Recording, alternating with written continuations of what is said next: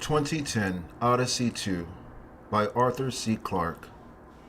Chapter 2 Shin, Part 6 Awakening. And they told us we wouldn't dream, thought Haywood Floyd, more with surprise than annoyance. The glorious pink glow that surrounded him was very soothing. It reminded him of barbecues and the crackling logs of Christmas fires.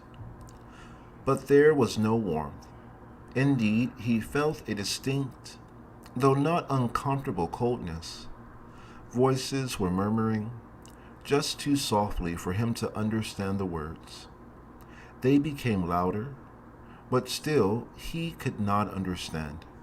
Surely, he said in sudden amazement, I can't be dreaming in Russian. No, Haywood, answered a woman's voice. You're not dreaming. It's time to get out of bed. The lovely glow faded. He opened his eyes and had a blurred glimpse of a flashlight being withdrawn from his face. He was lying on a couch, held against it by elastic webbing. Figures were standing around him, but they were too out of focus to identify. Gentle fingers closed his eyelids and massaged his forehead. Don't exert yourself. Breathe deeply. Again. That's right. Now how do you feel? I don't know. Strange, lightheaded, and hungry. That's a good sign. Do you know where you are? You can open your eyes now. The figures came into focus. First Dr. Rudenko, then Captain Orlova. But something had happened to Tanya since he had seen her only an hour ago. When Floyd identified the cause, it was almost a physical shock. You've grown your hair back. I hope you think it's an improvement. I can't say the same about your beard. Floyd lifted his hand to his face, finding that he had to make a conscious effort to plan every stage of the movement. His chin was covered with short stubble, a 2 or 3 days growth. In hibernation, hair grew at only 1/100th of its normal rate. So I made it, he said. We've arrived at Jupiter. Tanya looked at him somberly, then glanced at the doctor, who gave a barely perceptible nod. No, Haywood, she said. We're still a month away. Don't be alarmed. The ship's fine and everything's running normally. But your friends in Washington have asked us to wake you up ahead of time. Something very unexpected has happened. We're in a race to reach discovery, and I'm afraid we're going to lose. Chapter 2, Part 7, Shin. When Haywood Floyd's voice came from the ComSet speaker, the two dolphins suddenly stopped circling around the pool and swam over to its edge. They placed their heads on the rim and stared intently at the source of the sound. So they recognized Haywood, thought Caroline with a twinge of bitterness. Yet Christopher, crawling around his playpen, did not even stop playing with the color controls of his picture book as his father's voice came loud and clear across 500 million kilometers of space. My dear, you won't be surprised to hear from me a month ahead of schedule. You'll have known for weeks that we have company out here. I still find it hard to believe. In some ways, it doesn't even make sense. They can't possibly have enough fuel for a safe return to Earth. We don't even see how they can make the rendezvous. We never saw them, of course. Even at its closest, Shin was more than 50 million kilometers away. They had plenty of time to answer our signals if they wanted to, but they ignored us completely. Now be much too busy for friendly chat. In a few hours, they'll hit Jupiter's atmosphere, and then we'll see how well their aerobraking system works. If it does its job, that will be good for our morale. But if it fails, well, let's not talk about that. The Russians are taking it remarkably well, all things considered. They're angry and disappointed, of course, but I've heard many expressions of frank admiration. It was certainly a brilliant trick. Building that ship in full view and making everyone think it was a spaceship until they hitched on those boosters. Well, there's nothing we can do except watch. And at our distance, we won't have a much better view than your best telescopes. I can't help wishing them luck. Though, of course, I hope they leave Discovery alone. That's our property. And I bet the State Department's reminding them of it every hour on the hour. It's an ill wind. If our Chinese friends hadn't jumped the gun on us, you wouldn't have heard from me for another month. But now that Dr. Rudinko's woken me up, I'll be speaking to you every couple of days. After the initial shock, I'm settling down nicely, getting to know the ship and its crew, finding my space legs, and polishing up my lousy Russian. Though I don't have much chance of using it, everyone insists on speaking English. What shocking linguists we Americans are. I sometimes feel ashamed of our chauvinism or our laziness. The standard of on-board English ranges from absolutely perfect. Chief Engineer Sasha Kovalev could earn a living as a BBC announcer, down to the if you talk fast enough, it doesn't matter how many mistakes you make variety. The only one who isn't fluent is Xenia Marchenko, who replaced Irina Yakunina at the last moment. Incidentally, I'm glad to hear that Irina made a good recovery. What a disappointment that must have been. I wonder if she started hang gliding again. And speaking of accidents, it's obvious that Xenia must also have had a very bad one.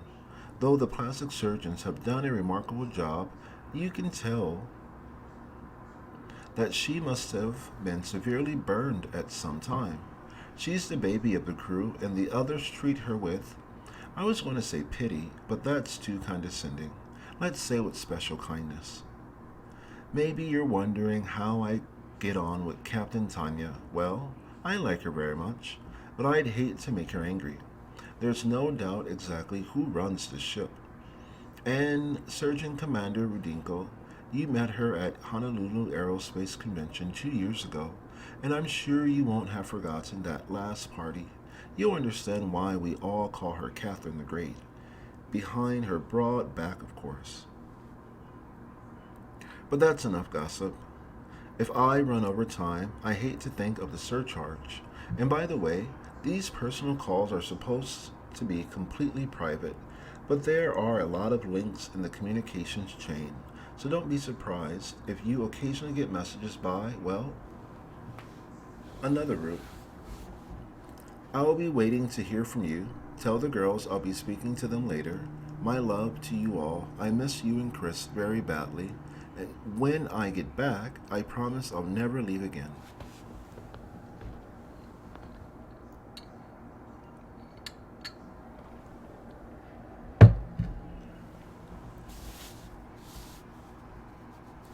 There was a brief hissing pause.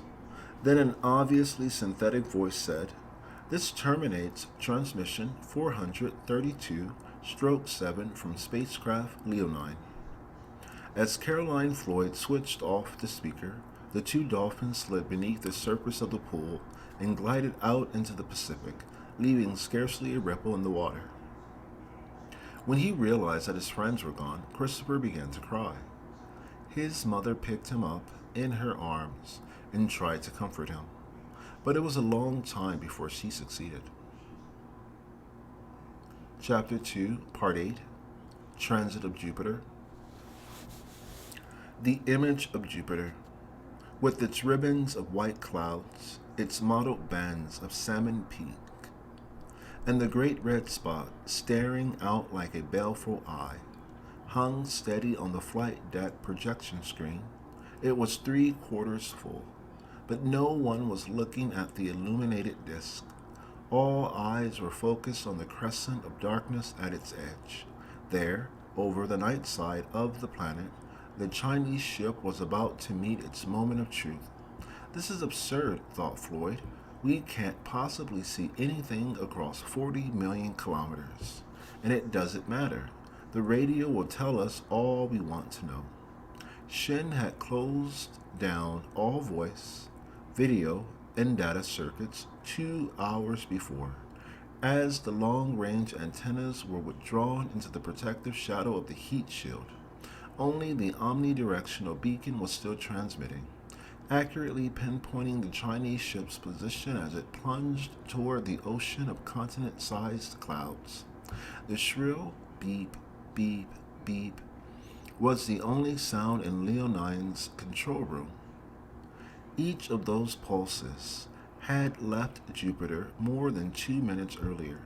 By this time, their source might already be a cloud of incandescent gas dispersing in the Jovian stratosphere. The signal was fading, becoming noisy. The beeps were getting distorted. Several dropped out completely. Then the sequence returned. A plasma sheath was building up around Shen, and soon would cut off all communications until the ship reemerged, if it ever did. Posmotri, cried Max. There it is. At first, Floyd could see nothing. Then, just off the edge of the illuminated disk, he made out a tiny star, gleaming where no star could possibly be, against the darkened face of Jupiter. It appeared quite motionless, though he knew it must be moving at 100 kilometers a second. Slowly it grew in brilliance, and then it was no longer a dimensionless point, but was becoming elongated. A man-made comet was streaking across the Jovian night sky, leaving a trail of incandescence thousands of kilometers in length.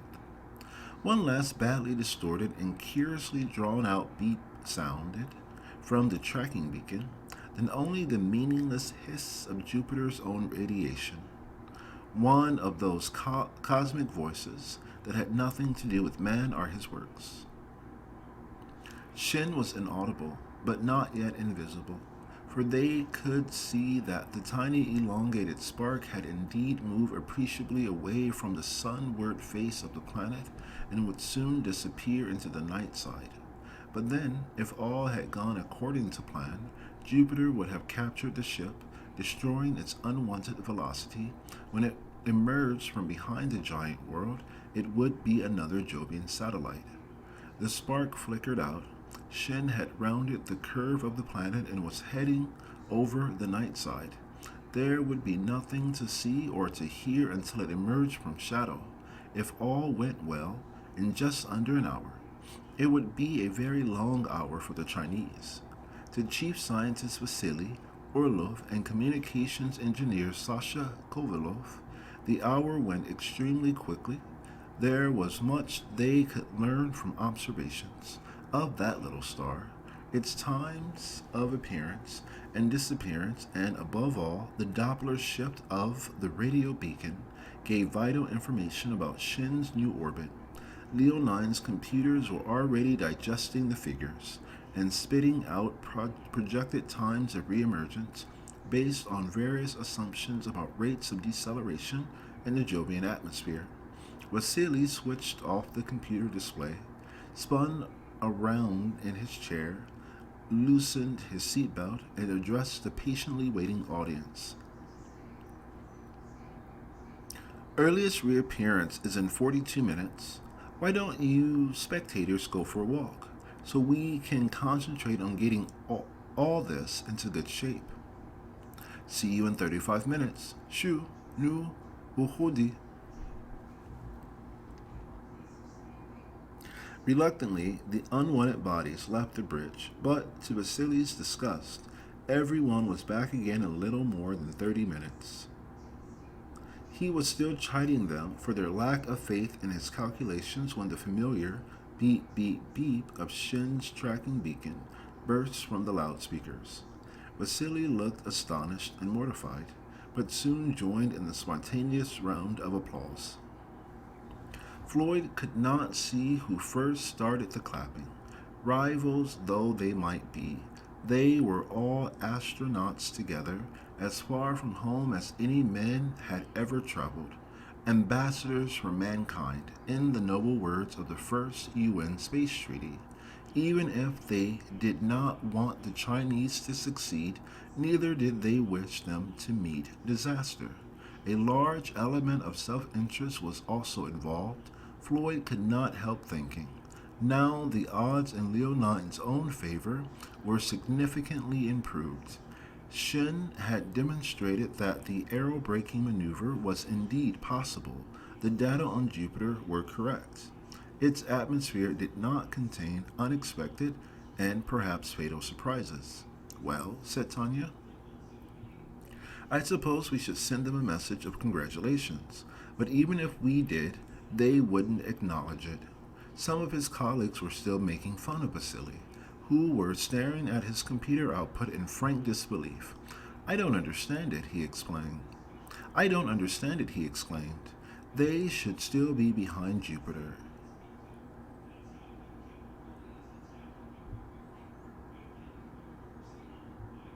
Sasha, give me a velocity reading on their beacon. Another silent dialogue was held with the computer. Then Vasily gave a long, low whistle. Something's wrong. They're in a capture orbit, all right, but it won't let them make a rendezvous with Discovery. The orbit they're on now will take them way beyond Io. I'll have more accurate data when we've tracked them for another 5 minutes.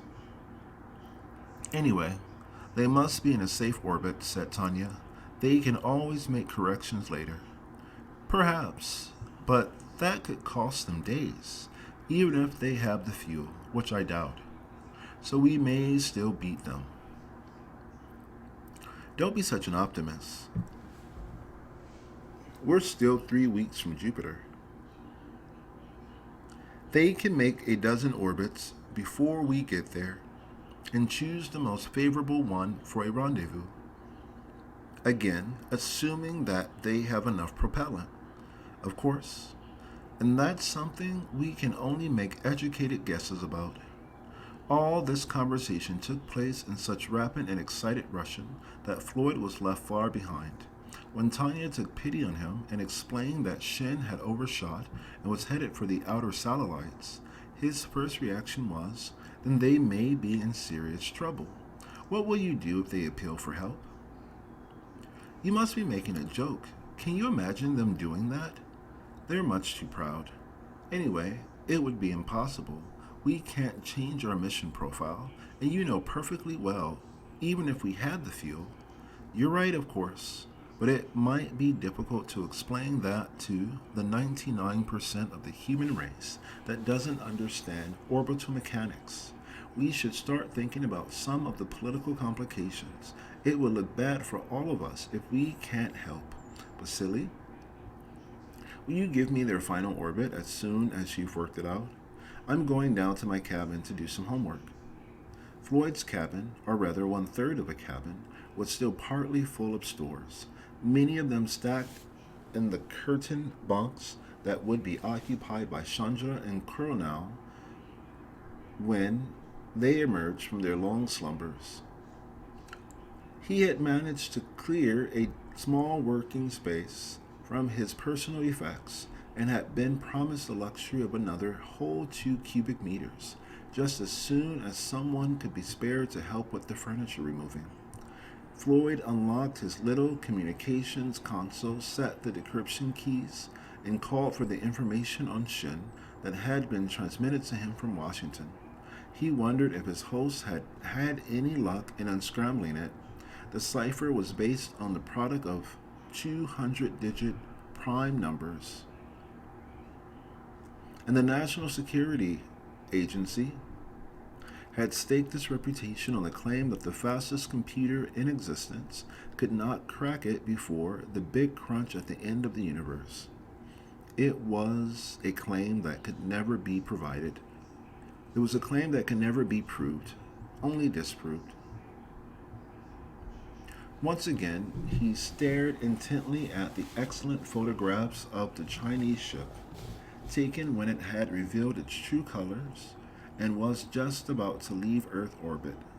There were later shots, not so clear, because by then it had been far away from the prying cameras, of the final stage as it hurtled toward Jupiter. Those were the ones that interested him most. Even more useful were the cutaway drawings and their estimates of performance.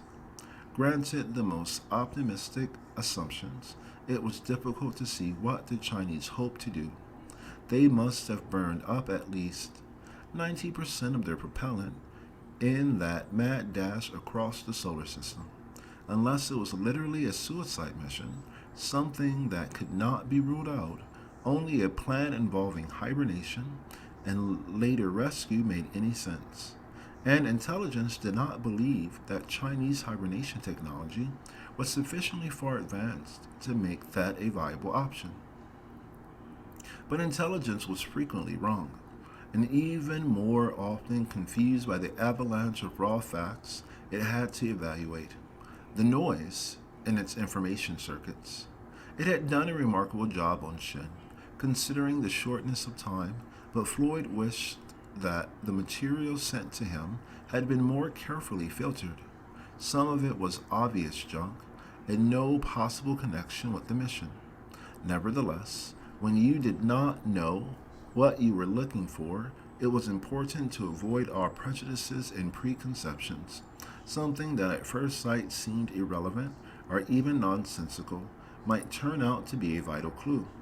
With a sigh, Floyd started once more to skim the 500 pages of data, keeping his mind as blankly receptive as possible while diagrams, charts, photographs, some so smudgy that they could represent almost anything, news items, lists of delegates to scientific conferences, titles of technical publications, and even commercial documents scrolled swiftly down the high-resolution screen.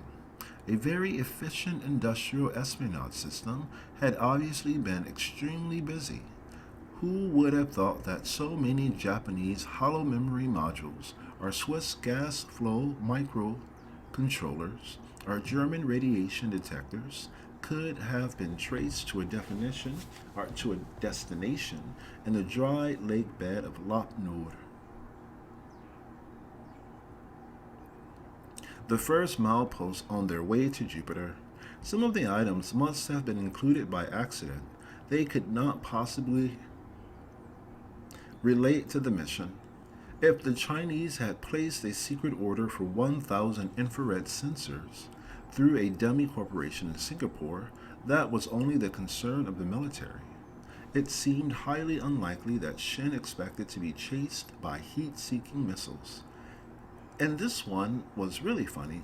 Specialized surveying and prospecting equipment from Glacier Geophysics Inc. of Anchorage, Alaska.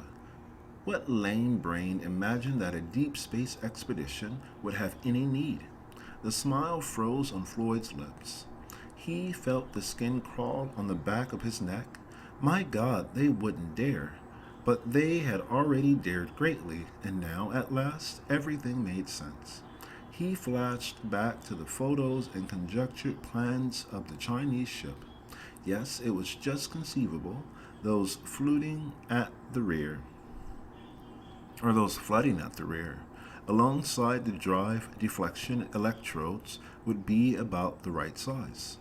Floyd called the bridge. Basili, he said, have you worked out their orbit yet? Yes, I have, the navigator replied in a curiously subdued voice. Floyd could tell at once that something had turned up. He took a long shot. They're making a rendezvous with Europa, aren't they? There was an explosive gasp of disbelief from the other end. Shiurt Vosmi. How did you know? I didn't. I just guessed it. There can't be any mistake. I've checked the figures to 6 places. The braking maneuver worked out exactly as they intended. They're right on course for Europa. It couldn't have happened by chance. They'll be there in 17 hours. And go into orbit? Perhaps. It wouldn't take much propellant. But what would be the point? I'll risk another guess. They'll do a quick survey, and then they'll land. You're crazy. Or do you know something we don't? No. It's just a matter of simple deduction. You're going to start kicking yourself for missing the obvious. Okay, Sherlock. Why should anyone want to land on Europa? What's there, for heaven's sake? Floyd was enjoying his little moment of triumph. Of course, he might still be completely wrong. What's on Europa? Only the most valuable substance in the universe. He had overdone it. Vasily was no fool and snatched the answer from his lips. Of course, water. Exactly. Billions and billions of tons of it. Enough to fill up the propellant tanks, go cruising around all the satellites, and still have plenty left for their rendezvous with Discovery and the voyage home. I hate to say this, Vasily, but our Chinese friends have outsmarted us again. Always assuming, of course, that they can get away with it. Chapter 2, Part 9, The Ice of the Grand Canal. Apart from the jet black sky, the photo might have been taken almost anywhere in the polar regions of Earth. There was nothing in the least alien about the sea of wrinkled ice that stretched all the way out to the horizon. Only the 5 space-suited figures in the foreground proclaimed that the panorama was of another world. Even now, the secretive Chinese had not released the names of the crew. The anonymous intruders on the frozen European ice-scape were merely the chief scientist, the commander, the navigator, the first engineer, and the second engineer. It was almost ironic. Floyd could not help thinking that everyone on Earth had seen the already historic photograph an hour before it reached Leonine, so much closer to the scene. But Shin's transmissions were relayed on such a tight beam that it was impossible to intercept them. Leonine could receive only its beacon, broadcasting impartially in all directions. Even that was inaudible more than half the time. As Europa's rotation carried it out of sight, or the satellite itself was eclipsed by the monstrous bulk of Jupiter, all the scanty news of the Chinese mission had to be relayed from Earth. The ship had touched down, after its initial survey, on one of the few islands of solid rock that protruded through the crust of ice covering virtually the entire moon. That ice was flat from pole to pole. There was no weather to carve it into strange shapes, no drifting snow to build up layer upon layer into slowly moving hills. Meteorites might fall upon airless Europa, but never a flake of snow. The only forces molding its surface were the steady tug of gravity, reducing all elevation to one universal level, and the incessant quakes caused by the other satellites as they passed and repassed Europa in their orbits. Jupiter itself, despite its far greater mass, had much less effect. The Jovian tides had finished their work aeons ago, ensuring that Europa remained locked forever with one face turned toward its giant master. All this had been known since the Voyager flyby missions of the 1970s, the Galileo surveys of the 1980s, and the Kepler landings of the 1990s. But in a few hours, the Chinese had learned more about Europa than all the previous missions combined. That knowledge they were keeping to themselves. One might regret it, but few would deny that they had earned the right to do so. What was being denied? with greater and greater asperity, was their right to annex the satellite. For the first time in history, a nation had laid claim to another world, and all the news media of Earth were arguing over the legal position, though the Chinese pointed out at tedious length that they had never signed the OTU and Space Treaty, and so were not bound by its provisions. They did nothing to quell the angry protests. Suddenly, Europa was the biggest news in the solar system, and the man on the spot, at least to the nearest few million kilometers, was in great demand. This is Haywood Floyd, aboard cosmonaut Alexei Leonine, of course for Jupiter, on course for Jupiter. But as you can well imagine, all of our thoughts are now focused upon Europa. At this very moment, I'm looking at it through the most powerful of the ship's telescopes. Under this magnification, it's 10 times larger than the moon as you see it with the naked eye. And it's a really weird sight. The surface is a uniform pink with a few small brown patches. It's covered with an intricate network of narrow lines, curling and weaving in all directions. In fact, it looks very much like a photo from a medical textbook, showing a pattern of veins and arteries. A few of these features are hundreds or even thousands of kilometers long and look rather like illusory canals that Percival Lowell and other early 20th century astronomers imagined they'd seen on Mars. But Europa's canals aren't an illusion, though, of course, they're not artificial. What's more, they do contain water, or at least ice, for the satellite is almost entirely covered by ocean, averaging 50 kilometers deep. Because it's so far from the sun, Europa's surface temperature is extremely low, about 150 degrees below freezing. So one might expect its single ocean to be a solid block of ice. Surprisingly, that isn't the case because there's a lot of heat generated inside Europa by tidal forces, the same forces that drive the great volcanoes on neighboring Io. So the ice is continually melting, breaking up, and freezing, forming cracks and lanes like those in the floating ice sheets in our own polar regions. It's the intricate tracery of cracks I'm seeing now. Most of them are dark and very ancient, perhaps millions of years old, but a few are almost pure white. They're the new ones that have just opened up and have a crust only a few centimeters thick. Shin has landed right beside one of these white streaks. The 1,500-kilometer long feature that's been christened the Grand Canal.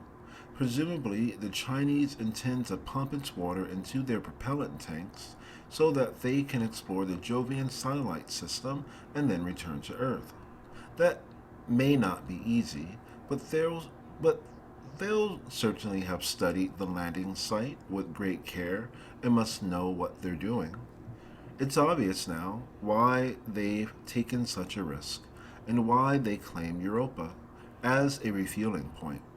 It could be the key to the entire outer solar system.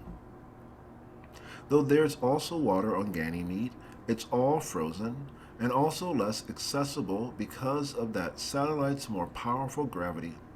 And there's another point that's just occurred to me. Even if the Chinese do not get stranded on Europa, they might be able to survive until a rescue mission is arranged. They have plenty of power. There may be useful minerals in the area, and we know that the Chinese are the experts on synthetic food production. It wouldn't be a very luxurious life, but I have some friends who would accept it happily for that staggering view of Jupiter, sprawled across the sky, the view we expect to see ourselves in just a few days. This is Haywood Floyd saying goodbye for my colleagues and myself aboard Alexei Leonine. And this is the bridge. Very nice presentation, Haywood. You should have been a newsman.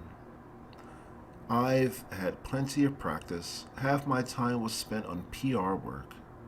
PR? Public relations, using telling politicians why they should give me more money. Something you don't have to bother about. How I wish that was true. Anyway, come up to the bridge. There's some new information we'd like to discuss with you. Floyd removed his button microphone, locked the telescope into position, and extricated himself from the tiny viewing blister. As he left, he almost collided with Nikolai Dernovsky, obviously on a similar mission. I'm about to steal your best quotes for Radio Moscow, Woody. Hope you don't mind. You're welcome, Doverich. Anyway, how could I stop you? Up on the bridge, Captain Orlova was looking thoughtfully at a dense mass of words and figures on the main display. Floyd had painfully started to translate them when she interrupted him. Don't worry about the details. These are estimates of the time it will take for Shin to refill its tanks and get ready for liftoff. My people are doing the same calculations, but there are far too many variables.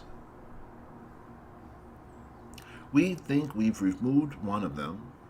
Did you know that the very best water pumps you can buy belong to fire brigades? And would you be surprised to learn that the Beijing Central Station had 4 of its latest models suddenly requisitioned a few months ago, despite the protests of the mayor? I'm not surprised, merely lost in admiration. Go on, please. That may be a coincidence, but those pumps would be just the right size, making educated guesses about the pipe development, drilling through the ice, and so on. Well, we think they could lift off again in 5 days. 5 days? If they're lucky, and everything works perfectly. And if they don't wait to fill their propellant tanks but merely take on just enough for a safe rendezvous with Discovery before we do. Even if they beat us by a single hour, that would be enough. They could claim salvage rights at the very least. Not according to the State Department's lawyers. At the appropriate moment, we'll declare that Discovery is not a derelict, but has merely been parked until we can retrieve it. Any attempt to take over the ship would be an act of piracy. I'm sure the Chinese will be most impressed. If they're not, what can we do about it? We outnumber them, and 2 to 1 when we revive Chandra and Cornell. Are you serious? Where are the cutlasses for the boarding party? Cutlasses? Swords? Weapons? Oh,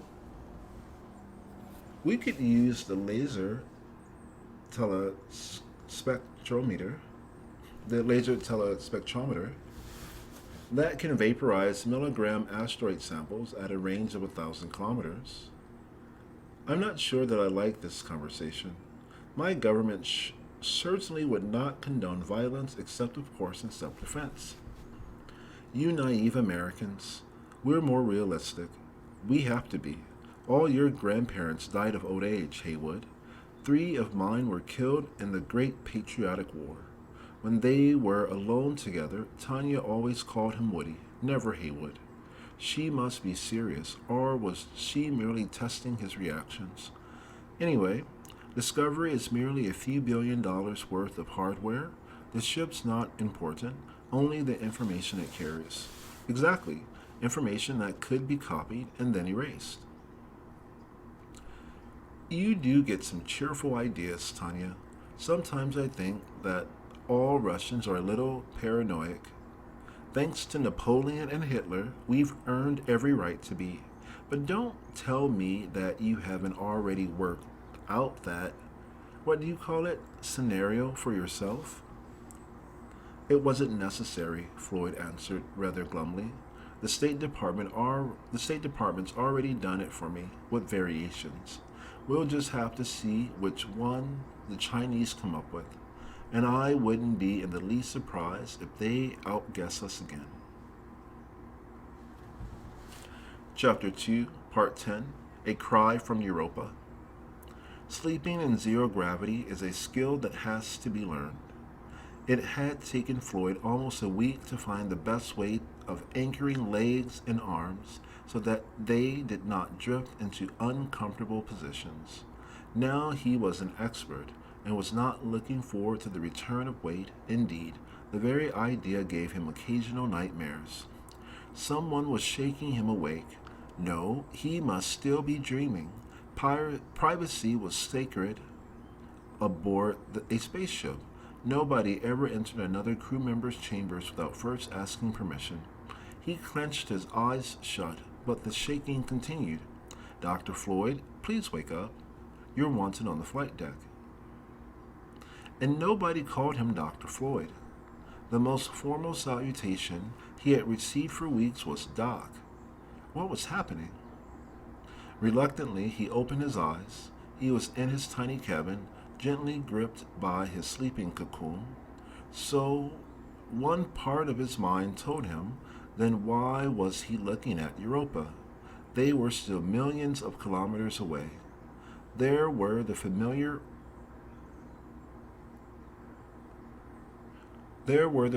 reticulations, the patterns of triangles and polygons formed by intersecting lines. And surely that was the Grand Canal itself. No, it wasn't quite right. How could it be, since he was still in his little cabin aboard Leonine? Dr. Floyd, he became fully awake and realized that his left hand was floating just a few centimeters in front of his eyes. How strange that the pattern of lines across the palm was so uncannily like the map of Europa. But economical Mother Nature was always repeating herself on such vastly different scales as the swirl of milk stirred into coffee, the cloud lanes of a cyclonic storm, the arms of a spiral nebula. Sorry, Max, he said. What's the problem? Is something wrong? We think so, but not with us. Shin's in trouble. Captain, navigator, and chief engineer were strapped in their seats on the flight deck.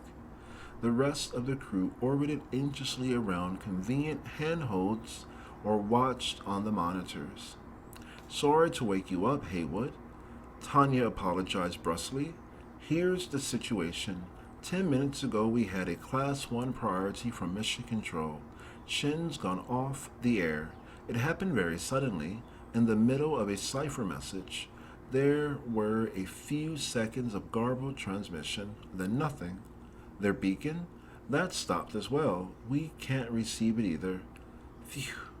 Then it must be serious, a major breakdown. Any theories? Lots, but all guesswork. An explosion? Landslide? Earthquake? Who knows? And we may never know until someone else lands on Europa or we do a close flyby and take a look. Tanya shook her head. We don't have enough Delta V.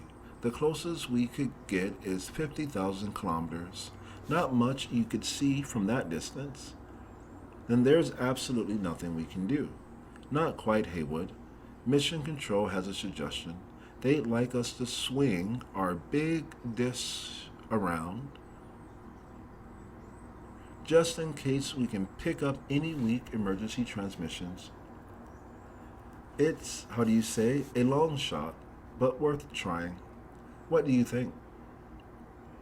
Floyd's first reaction was strongly negative. That will mean breaking our link with Earth, of course, but we'll have to do that anyway when we go around Jupiter, and it will only take a couple of minutes to reestablish the circuit. Floyd remained silent. The suggestion was perfectly reasonable, yet it worried him obscurely. After puzzling for several seconds, he suddenly realized why he was so opposed to the idea. Discovery's troubles had started when the big dish, the main antenna complex, had lost its lock on Earth. For reasons which even now were not completely clear, but Hal had certainly been involved, and there was no danger of a similar situation arising here. Leo 9's computers were small, autonomous units. There was no single controlling intelligence, at least no non human one. The Russians were still waiting patiently for his answer. I agree, he said at last. Let Earth know what we're doing and start listening. I suppose you'll try all the space Mayday frequencies? Yes, as soon as we've worked out the Doppler corrections. How's it going, Sasha? Give me another 2 minutes, and I'll have the automatic search running. How long should we listen? The captain barely paused before giving her answer. Floyd had often admired Tanya Orlova's decisiveness and had once told her so. In a rare flash of humor, she had replied, Woody, a commander can be wrong, but never uncertain. Listen for 50 minutes and report back to Earth for 10, then repeat the cycle. There was nothing to see or hear. The automatic circuits were better at sifting the radio noise than any human senses. Nevertheless, from time to time, Sasha turned up the radio monitor, and the roar of Jupiter's radiation belts filled the cabin. It was a sound like the waves breaking on all the beaches of Earth, with occasional explosive cracks from super bolts of lightning in the Jovian atmosphere. Of human signals, there was no trace, and one by one the members of the crew not on duty drifted quietly away. While he was waiting, Floyd did some mental calculations. Whatever had happened to Shin was already 2 hours in the past, since the news had been relayed from Earth. But Leo 9 should be able to pick up a direct message after less than a minute's delay, so the Chinese had already had ample time to get back on the air. Their continued silence suggested some catastrophic failure, and he found himself weaving endless scenarios of disaster. The 50 minutes seemed like hours. When they were up, Sasha swung the ship's antenna complex back toward Earth and reported failure. When he was using the rest of the 10 minutes to send a backlog of messages, he looked inquiringly at the captain. Is it worth trying again? He said in a voice that clearly expressed his own pessimism. Of course, we may cut back the search time, but we'll keep listening. On the hour, the big dish was once more focused upon Europa, and almost at once the automatic monitor started flashing its alert light. Sasha's hand darted to the audio again, and the voice of Jupiter filled the cabin. Superimposed upon that, like a whisper heard against a thunderstorm, was the faint but completely unmistakable sound of human speech. It was impossible to identify the language, though Floyd felt certain, from the intonation and rhythm, that it was not Chinese, but some European tongue. Sasha played skillfully with fine-tuning and bandwidth controls, and the words became clearer. The language was undoubtedly English, but its content was still maddeningly unintelligible. There is one combination of words that every human ear can detect instantly, even in the noisiest environment. When it suddenly emerged from the Jovian background, it seemed to Floyd that he could not possibly be awake, but was trapped in some fantastic dream. His colleagues took a little longer to react, then they stared at him with equal amazement and a slowly dawning suspicion. For the first recognizable words from Europa were, Dr. Floyd, I hope you can hear me.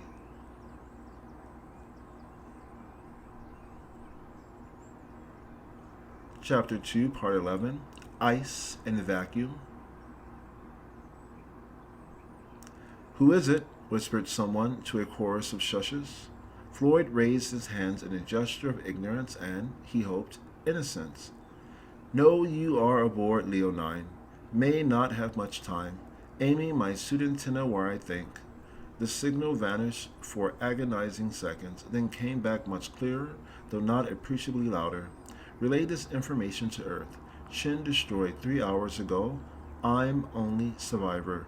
Using my suit radio. No idea if it has enough range, but it's the only chance. Please listen carefully. There is life on Europa. I repeat, There is life on Europa. The signal faded again. A stunned silence followed that no one attempted to interrupt. While he was waiting, Floyd searched his memory furiously. He could not recognize the voice. It might have been that of any Western educated Chinese. Probably it was someone he had met at a specific conference, but unless the speaker identified himself, he would never know. Soon after local midnight, we were pumping steadily and the tanks were almost half full. Dr. Lee and I went out to check the pipe insulation. Shin stands stood about 30 meters from the edge of the Grand Canal. Pipes go directly from it and down through the ice, very thin, not safe to walk on, the warm upwelling. Again a long silence. Floyd wondered if the speaker was moving and had been momentarily cut off by some obstruction. No problem. 5 kilowatts of lightning strung up on the ship, like a Christmas tree, beautiful, shining right through the ice. Glorious colors. Lee saw it first. A huge dark mass rising up from the depths. At first we thought it was a school of fish, too large for a single organism. Then it started to break through the ice. Dr. Floyd, I hope you can hear me. This is Professor Chang. Alright, good. We met in O2 Boston IAU conference. Instantly, incongruously, Floyd's thoughts were a billion kilometers away. He vaguely remembered that reception after the closing session of the International Astronomical Union Congress, the last one that the Chinese had attended before the Second Cultural Revolution. And now he recalled Geng very distinctly, a small, humorous astronomer and exobiologist with a good fund of jokes. He wasn't joking now. Like huge strands of wet seaweed crawling around the ground, Lee ran back to the ship to get a camera. I stayed to watch, reporting over the radio. The thing moved so slowly I could easily outrun it. I was much more excited than alarmed. Thought I knew what kind of creature it was. I've seen pictures of the kelp forest off California, but I was quite wrong. I could tell it was trouble. I could tell it was in trouble. It couldn't possibly survive at a temperature 150 below its normal environment. It was freezing solid as it moved forward. Bits were breaking off like glass, but it was still advancing toward the ship, a black tidal wave, slowing down all the time. I was still so surprised that I couldn't think straight, and I couldn't imagine what it was trying to do. Is there any way we can call him back? Floyd whispered urgently. No, it's too late. Europa will soon be behind Jupiter. We'll have to wait until it comes out of eclipse. Climbing up the ship, building a kind of ice tunnel as it advanced. Perhaps this was insulating it from the cold, the way termites protect themselves from sunlight with their little corridors of mud. Tons of ice on the ship. The radio antennas broke off first. Then I could see the landing legs beginning to buckle, all in slow motion, like a dream. Not until the ship started to topple did I realize what the thing was trying to do. And when it was too late, we could have saved ourselves if we'd only switched off those lights. Perhaps it's a phototrope, its biological cycle triggered by the sunlight that filtered through the ice. Or it could have been attracted like a moth to a candle. Our floodlights must have been more brilliant than anything that Europa has ever known. Then the ship crashed. I saw the hull split, a cloud of snowflakes form as moisture condensed. All the lights went out except for one, swinging back and forth on a cable a couple of meters above the ground. I don't know what was happening immediately after that. The next thing I remember, I was standing under the light, beside the wreck of the ship, with a fine powdering of fresh snow all around me. I could see my footsteps in it very clearly. I must have run there. Perhaps only a minute or two had elapsed. The plant I still thought of it as a plant, was motionless. I wondered if it had been damaged by the impact. Large sections, as thick as a man's arm, had splintered off, like broken twigs. Then the main trunk started to move again. It pulled away from the hull and began to crawl toward me. That was when I knew for certain that the thing was light sensitive. I was standing immediately under the 1,000 watt lamp, which had stopped swinging now. Imagine an oak tree, better still, a banyan with its multiple trunks and roots, flattened out by gravity and trying to creep along the ground. It got to within 5 meters of the light, then started to spread out until it had made a perfect circle around me. Presumably, that was the limit of its tolerance, the point at which photo attraction turned to repulsion. After that, nothing happened for several minutes. I wondered if it was dead, frozen, solid at last. Then I saw the large buds were forming on many of the branches. It was like watching a time-lapse film of flowers opening. In fact, I thought they were flowers, each about as big as a man's head.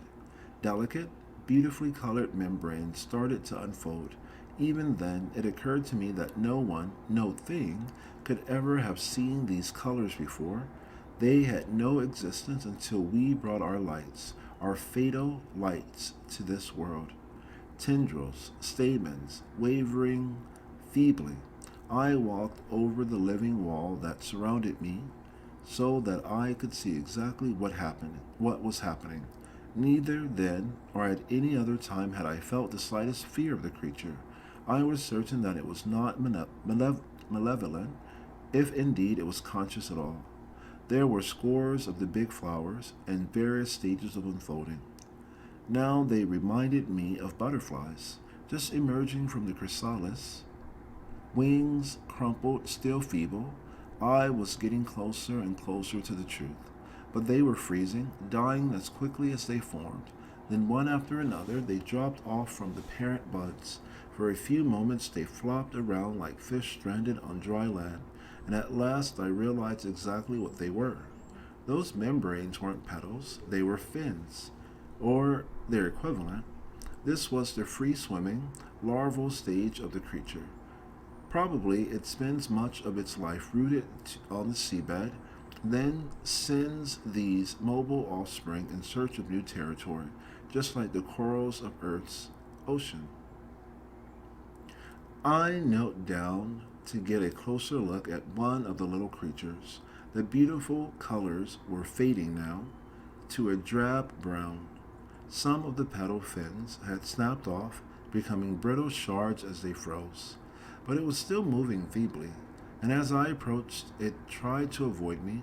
I wondered how it sensed my presence. Then I noticed that the stamens, as I called them, all carried bright blue dots at their tips. They looked like tiny star sapphires, or the blue eyes along the mantle of a scallop, aware of light but unable to form true images. As I watched, the vivid blue faded. The sapphires became dull, ordinary stones. Dr. Floyd, or anyone else who is listening, I haven't much more time. Jupiter will soon block my signal, but I've almost finished. I knew then what I had to do. The cable to that 1,000 watt lamp was hanging almost to the ground.